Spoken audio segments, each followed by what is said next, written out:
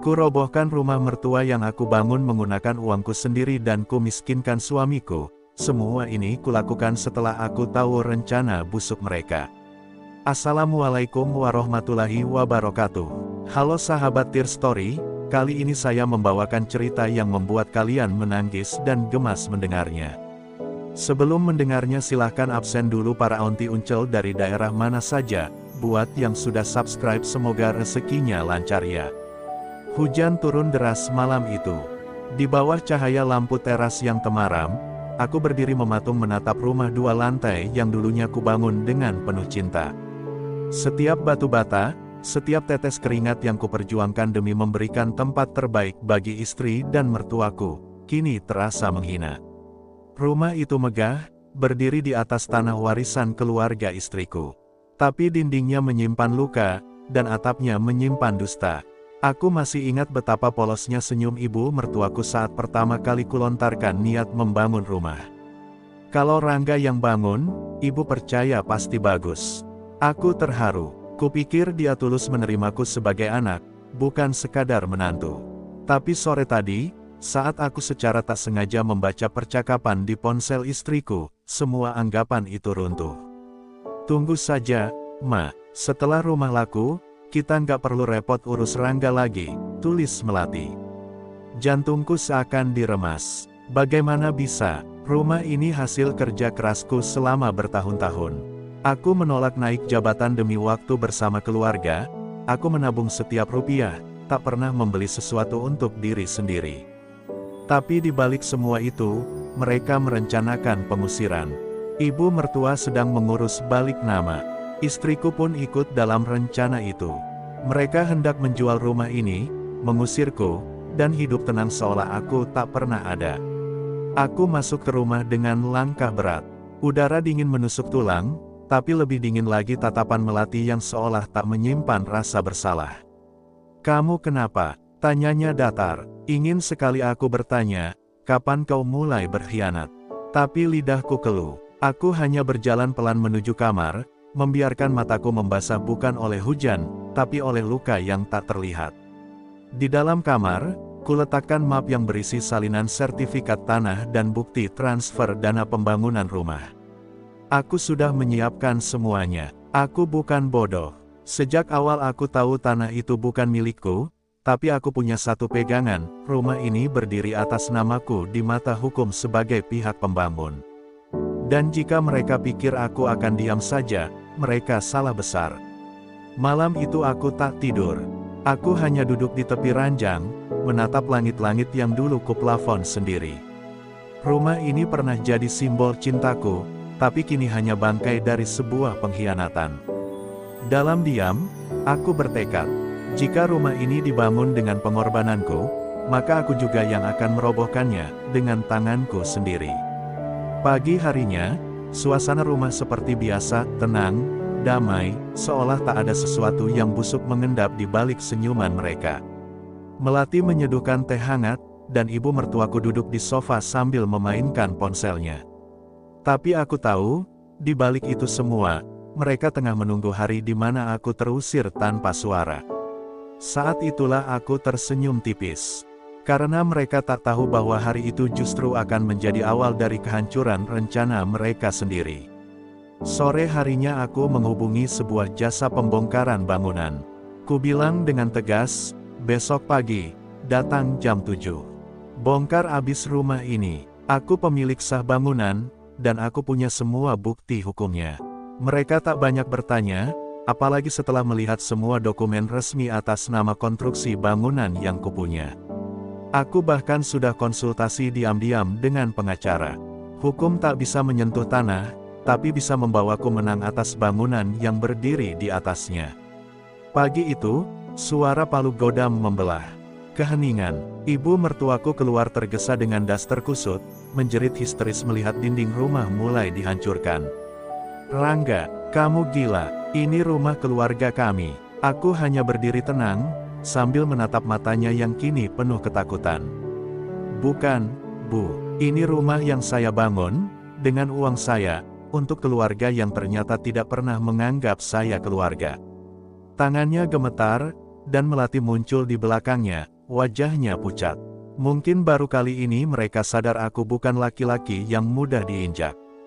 Tetangga-tetangga mulai berdatangan. Beberapa mencoba menghentikan pembongkaran, tapi semua surat kuasa sudah kupegang. Petugas dari desa pun akhirnya datang, dan setelah memeriksa dokumen, mereka tak bisa berbuat apa-apa. Aku menatap reruntuhan dinding yang dulu kupasang sendiri, kini hancur perlahan. Tapi rasa sakit di dadaku justru mulai terasa ringan. Seolah satu persatu beban yang selama ini kupikul, mulai jatuh bersama puing-puing rumah itu. Hari itu, aku tak hanya merobohkan sebuah rumah. Aku merobohkan kebohongan, pengkhianatan, dan semua luka yang mereka tancapkan di hatiku. Aku pergi tanpa menoleh, membawa satu koper kecil dan selembar surat gugatan cerai yang kutinggalkan di meja ruang tamu. Cinta bisa dibangun, tapi kepercayaan yang dihancurkan, tak akan pernah kembali. Setelah hari itu, aku pergi, meninggalkan reruntuhan rumah dan dua perempuan yang dulu kuanggap keluarga. Hidupku berubah seketika, dari kepala rumah tangga yang penuh beban, menjadi lelaki sebatang kara yang mencoba merakit ulang hidup dari puing-puing kepercayaan yang hancur. Di sebuah kontrakan kecil pinggir kota, aku duduk sendiri menatap dinding kosong. Tapi untuk pertama kalinya, hatiku terasa lebih damai. Namun dunia tak semudah yang kupikirkan. Ibu mertua menuntutku ke pengadilan, menuduhku menghancurkan harta keluarga. Tapi semuanya terbantahkan. Bukti dokumen kepemilikan konstruksi, rekaman suara dari percakapan mereka yang dengan sengaja kurekam, hingga kesaksian beberapa tetangga, semua mendukungku. Justru dari sidang itulah, seluruh borok mereka terbuka lebar. Melati menangis di ruang sidang, bukan karena menyesal, tapi karena malu. Ibu mertuaku hanya menunduk, tak lagi mampu menatap siapapun. Setelah putusan pengadilan menyatakan aku tak bersalah dan bahkan berhak menuntut balik, aku memilih diam. Aku tak butuh balas dendam yang menyakiti lebih jauh. Aku hanya ingin bebas, tapi luka di hati tetap tinggal. Kadang di malam sepi, aku teringat saat pertama kali membangun rumah itu. Saat Melati tersenyum sambil memilih cat tembok, saat ibu mertuaku menyuapi makan saat aku lelah di teras. Semua itu kini terasa seperti ilusi manis yang perlahan berubah menjadi racun. 2 minggu kemudian, Melati datang ke kontrakanku. Ia berdiri di depan pintu dengan mata bengkak dan suara bergetar. "Mas, aku salah, aku terlalu ikut ibuku. Aku nggak pernah berniat kehilanganmu. Tapi aku hanya menatapnya lama. Luka di hati ini tak cukup disembuhkan oleh air mata. Cinta tak bisa dibangun kembali jika fondasinya sudah runtuh. Kita memang pernah saling mencintai, Mel. Tapi cinta yang tumbuh dari kebohongan, tak layak dipertahankan." Ia pergi dengan langkah lunglai, dan sejak hari itu aku tak pernah melihatnya lagi. Hidupku mungkin sederhana sekarang, tanpa rumah megah atau keluarga besar, tapi setidaknya aku hidup tanpa tipu daya. Dari puing-puing rumah yang kuruntuhkan, aku sedang membangun satu hal yang lebih penting, harga diriku sendiri. Hari-hari berlalu, tapi luka di hati tak semudah itu mengering. Aku mencoba sibuk, bekerja lebih keras, menyibukkan diri dengan proyek-proyek renovasi rumah orang lain.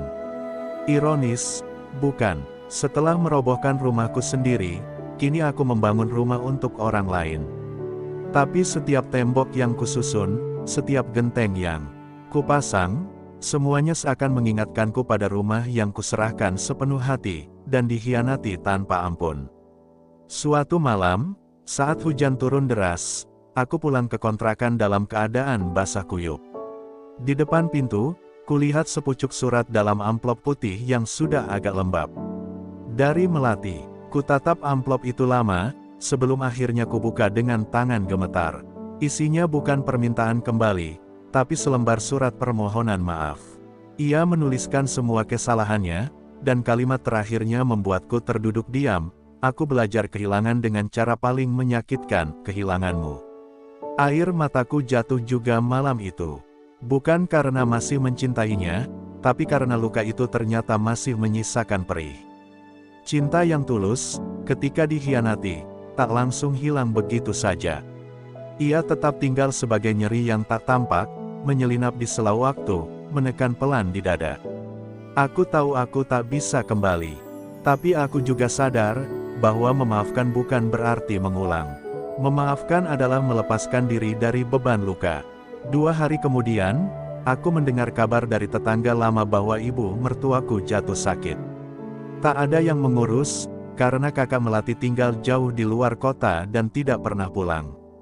Melati merawat ibunya sendirian. Sesaat, ada dorongan untuk menengok.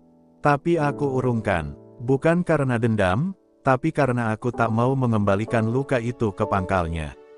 Aku telah selesai dengan masa lalu. Aku bukan lagi Rangga yang dulu, yang mudah percaya, mudah ditipu, dan mudah luluh oleh air mata. Aku telah berdiri di atas reruntuhan hidupku sendiri, bukan untuk menang, tapi untuk bertahan. Dan hari itu, ketika matahari mulai muncul dari balik awan gelap, aku sadar, meski rumahku telah roboh, aku telah membangun sesuatu yang jauh lebih kokoh, prinsip, harga diri, dan hati yang tak bisa lagi diinjak. 3 bulan sejak rumah itu runtuh, aku hidup dalam kesunyian yang justru menyelamatkan. Tak ada lagi suara ibu mertua yang mengomandoiku seperti pembantu, tak ada lagi Melati yang menatapku dingin saat kuajak bicara soal masa depan. Yang ada hanya aku, dan luka yang perlahan ku bersihkan sendiri. Setiap malam, aku berbicara pada diriku di cermin.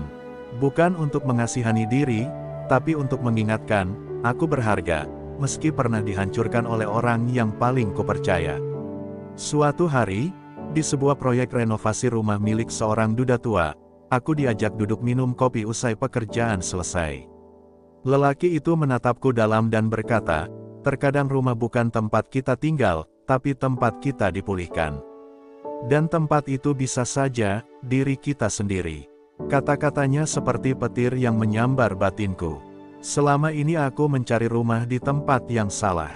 Padahal rumah paling sejati adalah hati yang sanggup berdiri meski retak, yang sanggup mencintai diri sendiri meski pernah dikhianati. Malamnya, aku kembali menatap langit dari loteng kontrakan. Tidak megah, tidak luas, tapi damai. Aku tersenyum. Aku tak lagi ingin tahu kabar Melati atau ibunya. Aku tak ingin tahu apakah mereka menyesal atau bahagia. Yang ku tahu, aku sedang membangun kembali rumah, bukan dari batu bata, tapi dari keberanian. Bukan dari kayu dan semen, tapi dari keikhlasan dan harga diri. Dan rumah itu tak bisa dirobohkan siapapun, bahkan oleh cinta yang palsu. Suatu ketika, aku berjalan melewati puing rumah lamaku yang kini ditumbuhi ilalang liar. Tak ada yang menempati lagi. Kabarnya, tanah itu akan dijual murah karena pembeli tak ada yang mau menginjak tanah yang katanya bermasalah. Tapi aku hanya tersenyum tipis. Biarlah tempat itu jadi saksi bahwa ada cinta yang pernah dikubur hidup-hidup di sana. Dan bahwa dari kuburan itulah lahir seorang lelaki baru, yang tak lagi dibentuk oleh luka, tapi oleh pelajaran. Kisahku mungkin tak berakhir bahagia seperti dongeng, tapi aku yakin, inilah akhir yang seharusnya, bukan dengan kembali pada yang menyakiti, tapi dengan pulih sepenuhnya dan melangkah ke depan. Karena pada akhirnya, rumah terbaik adalah hati yang memilih untuk sembuh, dan langkah yang memilih untuk pergi, tanpa menoleh lagi. Beberapa bulan setelah semuanya berlalu, hidupku tampak tenang di luar. Tapi di dalam, kadang masih ada getar halus yang muncul saat aku melihat keluarga lain tertawa bersama.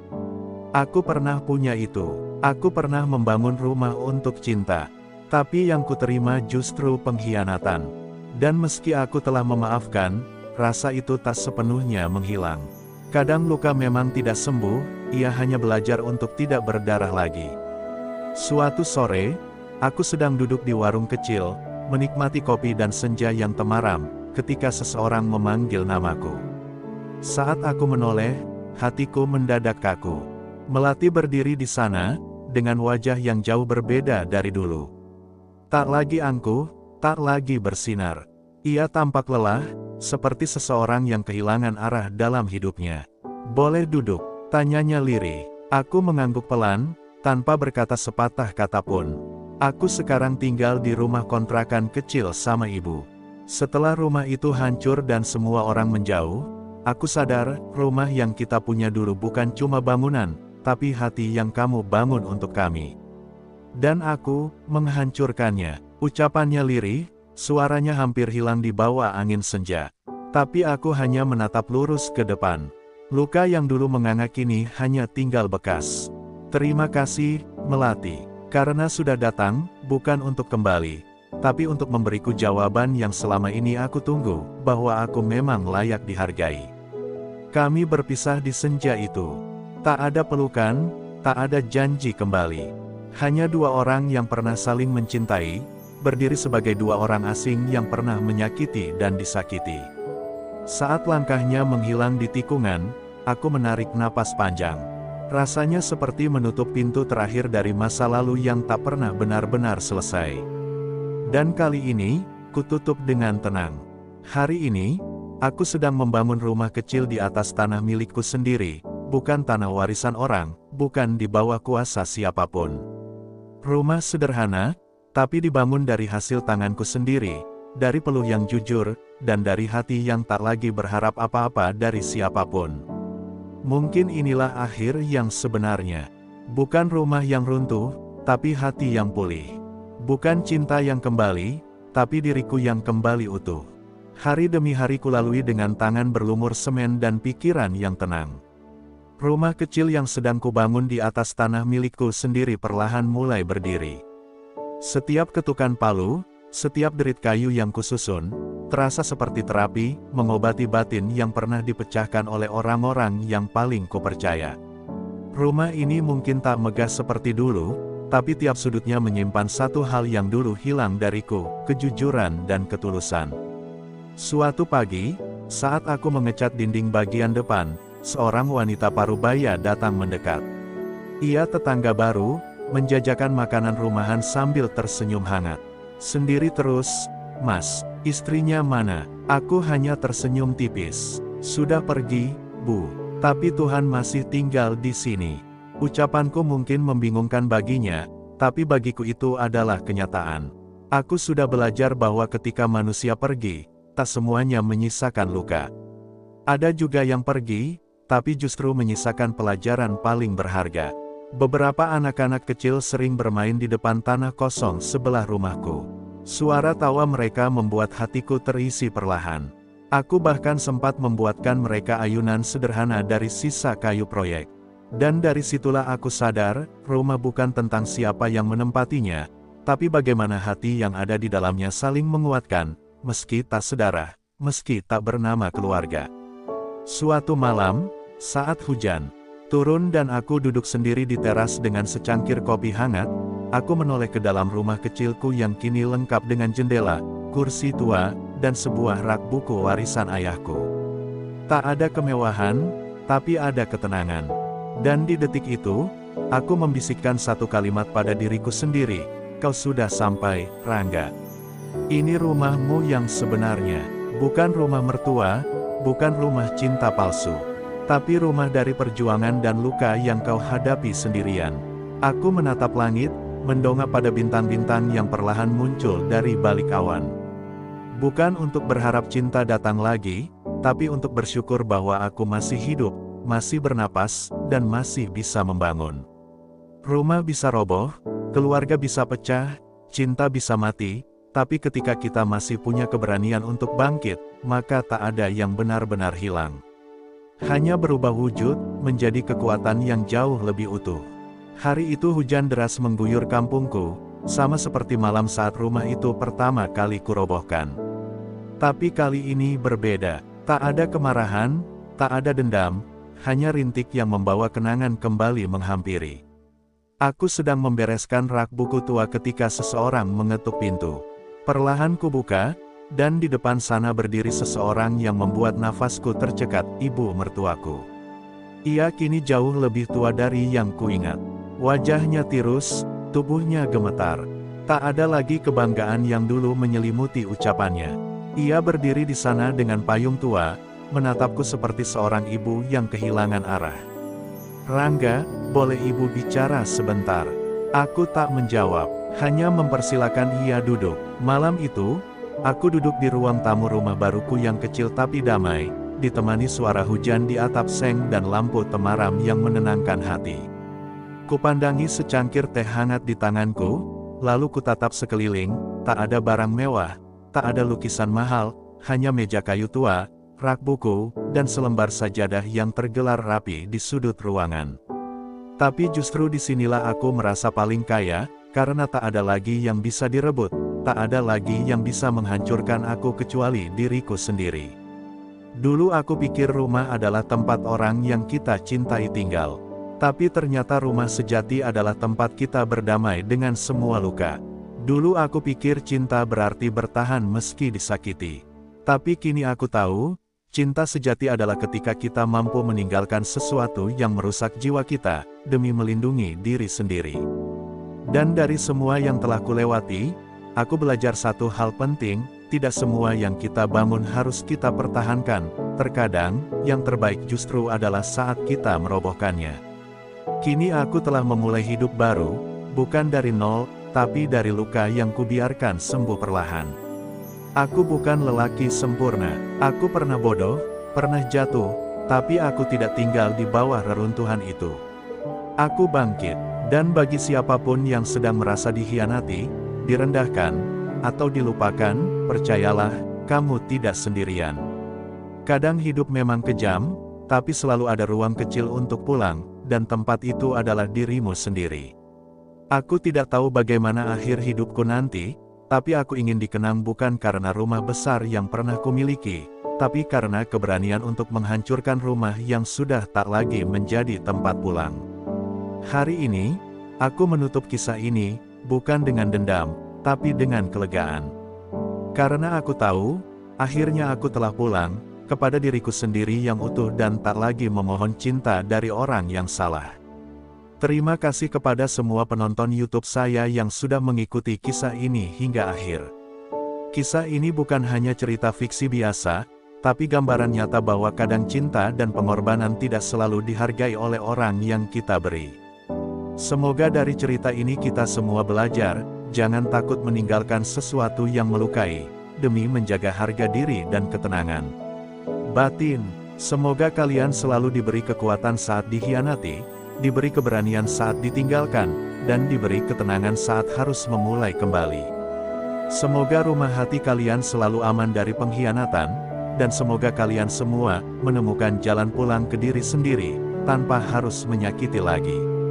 Terima kasih telah menyimak, jangan lupa like, komen, dan subscribe agar kalian tidak ketinggalan cerita-cerita inspiratif dan menyentuh hati lainnya.